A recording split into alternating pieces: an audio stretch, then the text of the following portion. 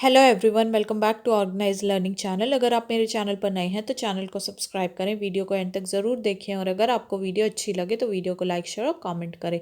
तो आज की इस वीडियो में हम डिस्कस करने वाले हैं जो डीओई दिल्ली की तरफ से क्लास 10 के लिए सोशल साइंस का मिड टर्म का प्रैक्टिस पेपर दिया गया है। उसके 6 क्वेश्चन, सेक्शन ए के 6 क्वेश्चन से हम पूरा सेक्शन ए को डिस्कस करेंगे और उस सेक्शन ए के 5th क्वेश्चन तक हम ऑलरेडी डिस्कस कर चुके हैं। इसकी वीडियो आप मेरे चैनल पर देख सकते हैं। तो 6 क्वेश्चन जो है हमारे पास वो क्या है। Dash has a low infant mortality rate because it has adequate provision of basic health and education facilities. कौन सा स्टेट ऐसा है जहाँ पे इन्फेंट मोर्टालिटी रेट जो है वो कम है, क्योंकि यहाँ पे बेसिक हेल्थ और एजुकेशन फैसिलिटीज़ का प्रोविज़न अच्छे से दिया होता है। तो ये स्टेट है D option, Kerala. 7th question है secondary sector is also called as dash. तो सेकेंडरी सेक्टर को हम बोलते हैं A option, that is manufacturing sector also. ठीक है। 8th क्वेश्चन है हमारे पास a country having high standard of living and a better environment in terms of health and safety is known as dash. एक ऐसी कंट्री जहाँ पे रहने का जो स्टैंडर्ड है वो हाई है और एक अच्छा एनवायरनमेंट है।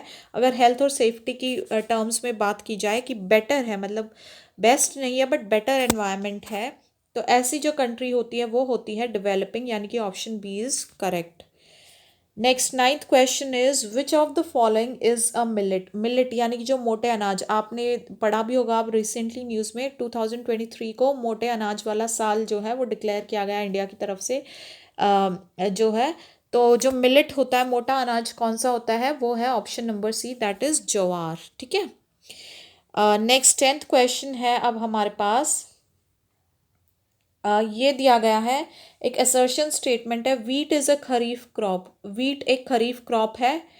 रीज़न है it is sown in winter season, और वीट जो है वो विंटर सीजन में सो की जाती है, उगाई जाती है। ठीक है। तो देखो wheat is a kharif crop, ये स्टेटमेंट बिल्कुल गलत है क्योंकि वीट क्या है, एक राबी क्रॉप है। ठीक है। It is sown in winter season, ये बिल्कुल सही स्टेटमेंट है कि गेहूं जो है वो विंटर सीजन में उगाया जाता है। तो जो राबी क्रॉप्स है जनरली वो विंटर सीजन में उगाई जाती हैं। तो इसलिए इसका जो ऑप्शन नंबर डी की असर्शन, ये वाली statement is incorrect but reason is correct, लेकिन रीजन जो है वो करेक्ट है। तो इसलिए ऑप्शन डी इसका करेक्ट ऑप्शन होगा। तो या तो आप ये अटेम्प्ट कर सकते हो, अदरवाइज और वाला पार्ट क्या है हमारे पास, नेम एनी वन राबी क्रॉप। तो कोई भी एक राबी क्रॉप का नाम बताना। तो अभी अभी हमने डिस्कस किया है कि वीट जो है वो खरीफ क्रॉप नहीं बल्कि कौन सी क्रॉप होती है, राबी क्रॉप। तो आप इसका आंसर वीट लिख सकते हैं। नेक्स्ट क्वेश्चन है 11th question, in which country is झूम फार्मिंग नोन एज रे। कौन सी कंट्री में झूम फार्मिंग को रे बोला जाता है, तो वो है option number C, that is Vietnam. Vietnam में झूम फार्मिंग को रे बोलते हैं। ठीक है। 12th क्वेश्चन है हमारे पास, which one of the following is announced by the government in support of crop. जो क्रॉप के सपोर्ट में जो गवर्नमेंट है वो क्या अनाउंस करती है, तो क्रॉप के सपोर्ट में गवर्नमेंट जो है उसका मिनिमम सपोर्ट प्राइस जो है वो अनाउंस करती है। तो option number C is the correct option. ठीक है। फिर नेक्स्ट है हमारे पास 13th, when zaid crops are sown. Zaid crops जो है वो कब उगाई जाती हैं, तो इसका ऑप्शन जो है करेक्ट हो जाएगा option number C, from April to July. Generally तो ये जो मंथ्स हैं वो है मार्च टू जून, जो गर्मी वाले मंथ्स होते हैं। ठीक है।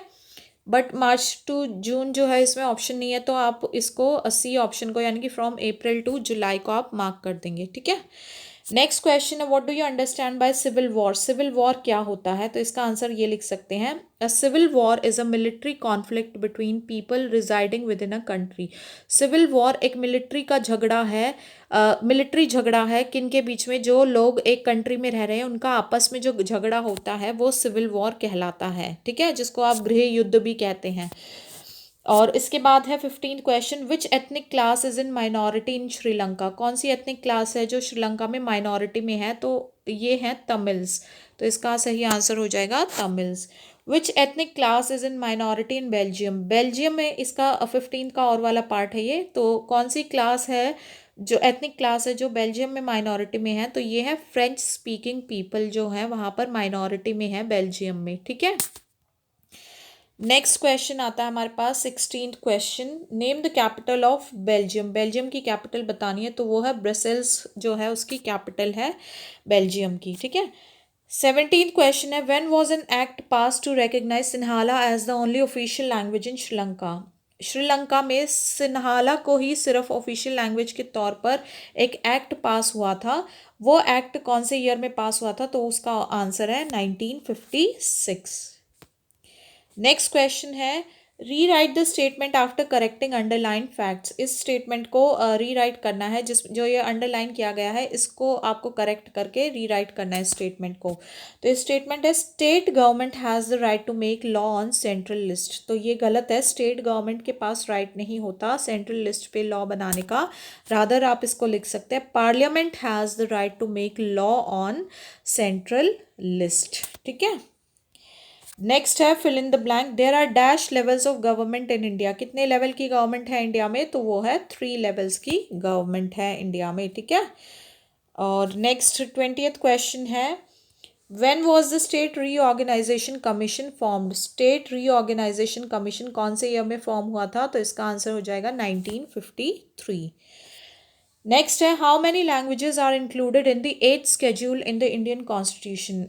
इंडियन कॉन्स्टिट्यूशन के 8th शेड्यूल में कितनी लैंग्वेजेस इंक्लूड हो रखी हैं? तो वो हो जाएगा उसका आंसर 22।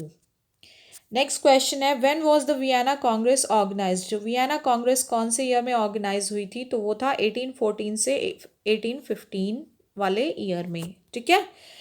नेक्स्ट क्वेश्चन है 23rd जो क्वेश्चन है अब हमारे पास वो क्या है? ये फिर से असर्शन रीजन वाला क्वेश्चन है। इसमें असर्शन दिया गया है, the first clear expression of nationalism came with the French revolution in 1789। तो फ्रेंच रेवोल्यूशन जो 1789 में हुआ था, उस रेवोल्यूशन के साथ ही जो फ्रांस में क्लियर एक्सप्रेशन आया था नेशनलिज्म का। तो ये बिल्कुल सही स्टेटमेंट है। रीज़न क्या है? The political and constitutional changes that came in the wake of the French revolution led to the transfer of sovereignty from the monarchy to a body of French citizens.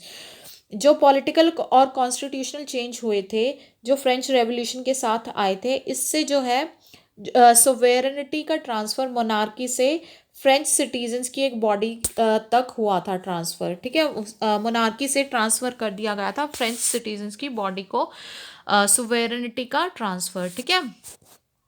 तो reason भी बिल्कुल सही है। अब ये देखते हैं कि क्या ये रीज़न इस असर्शन को सही से एक्सप्लेन करता है। तो इसको देखते हैं कि क्योंकि जो पॉलिटिकल और कॉन्स्टिट्यूशनल चेंजेस थे जो फ्रेंच रेवोल्यूशन की वजह से आए थे, उनसे जो सोवेरेनिटी का ट्रांसफ़र हुआ था मोनार्की से बॉडी ऑफ फ्रेंच सिटीजन्स में, तो इस वजह से हम कह सकते हैं कि फ्रेंच रेवोल्यूशन जो आया था 1789 में, उससे नेशनलिज्म जो है बहुत क्लियरली एक्सप्रेस हुआ था फ्रांस के सिटीजन्स के अंदर। ठीक है। तो ये बिल्कुल सही है, असर्शन भी ठीक है, रीज़न भी ठीक है, और रीज़न जो है इसकी करेक्ट एक्सप्लेनेशन है इस असर्शन की। तो इसलिए इसका ऑप्शन हो जाएगा option number A, that is both assertion A and reason are true and R is the correct explanation of A. Assertion और रीज़न दोनों ट्रू है और आर इसकी करेक्ट एक्सप्लेनेशन है ए की। ठीक है। 24th क्वेश्चन है अब हमारे पास, when was the Rowlatt Act implemented? Rowlatt Act कब इम्प्लीमेंट किया गया था? तो इसका आंसर हो जाएगा फरवरी 1919, फरवरी 1919 में। नेक्स्ट है, who had drawn the image of Bharat Mata for the first time? Bharat Mata की इमेज पहली बार किन्होंने ड्रॉ की थी? तो इसका आंसर हो जाएगा बंकिम चंद्र चैटर्जी जी ने। ठीक है। नेक्स्ट है, what do you understand bye silk route? आप सिल्क रूट से क्या समझते हैं? तो इसका आंसर आप यहाँ से लिख सकते हैं, द सिल्क रूट और silk road refers to a network of ancient trade routes connecting Asia, Europe and Africa. Silk route एक ऐसा रूट है, एक नेटवर्क होता था एंशियंट ट्रेड रूट्स का, जहाँ पे एशिया, यूरोप और अफ्रीका ये जो थे ये कनेक्टेड होते थे, अपने ट्रेड उनको व्यापार करना होता था, तो इस रूट के थ्रू वो करते थे, कनेक्टेड थे वो। ठीक है। नेक्स्ट क्वेश्चन है अब हमारे पास इस सेक्शन का लास्ट क्वेश्चन है ये अब हमारे पास, what do you understand by Bretton Wood system? जो ब्रेटन वुड सिस्टम था उससे आप क्या समझते हैं?